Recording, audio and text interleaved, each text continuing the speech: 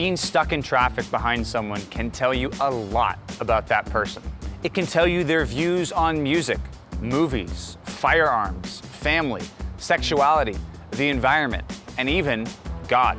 In a world pushing for faster ways to communicate big ideas, bumper stickers are unique in that they seem to boil down entire philosophies and ideologies into brief, bite-sized statements. Today on Road Trip to Truth, we're talking about a different type of bumper sticker.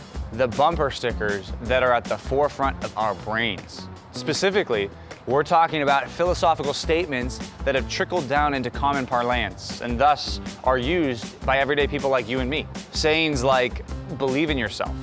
I have to see it to believe it. You can't tell me how to live my life. And love your neighbor as yourself. These types of sayings pop up everywhere. You hear them on campus, on TV, in your favorite movies, podcasts, songs, at work, and maybe even at church. And because our culture is saturated with these sloganized bits of philosophy, they have a lot to do with shaping the way we think about the world. By constantly consuming bumper sticker philosophies, we might be surprised that we're ingesting some really toxic ideas. This leads to our main question of the day. Should we be letting these statements shape the way we think? To find out, we have to put these philosophical morsels under the microscope and dissect the larger systems behind their brevity. Can you name any of the major philosophical influences on the Western culture? Any movements or things like that? Off the top of my head, ooh, I cannot think of one. Okay. The Enlightenment.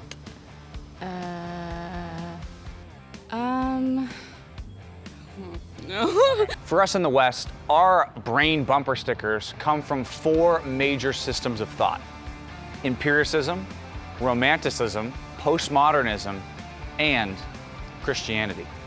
That may sound like a strange list, but rest assured, these four have influenced you immensely. So watch closely. Up first, Empiricism.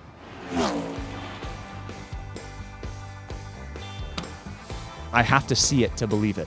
How do people use that? You have to see it to believe it, see it in front of your own eyes and understand that's happening in reality. Some people don't believe in God or things that you can't necessarily see that are just not proven scientifically. Tom Hammond is a best-selling author who focuses on dissecting the consequences of systems of thought like atheism and agnosticism. Tom is just the man we need to focus our philosophical microscope on today's most popular slogans to see if they're as safe as they sound. What philosophical system is boiled down to the phrase, I have to see it to believe it?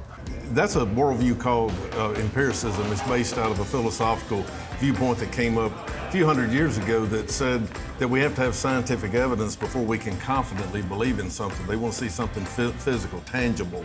In other words, show me something that comes through the senses.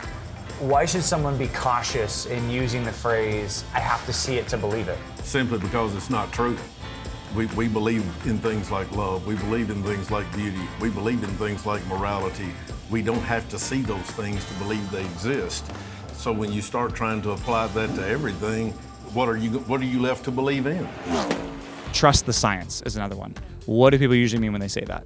Sometimes it's better to listen to the facts and kind of take away your opinion of things.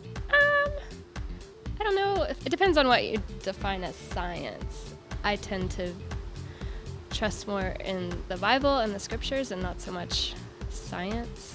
I think trusting the science is definitely necessary. I would say I'm very pro-science, and I wish people would also do their own research and look into science and statistics.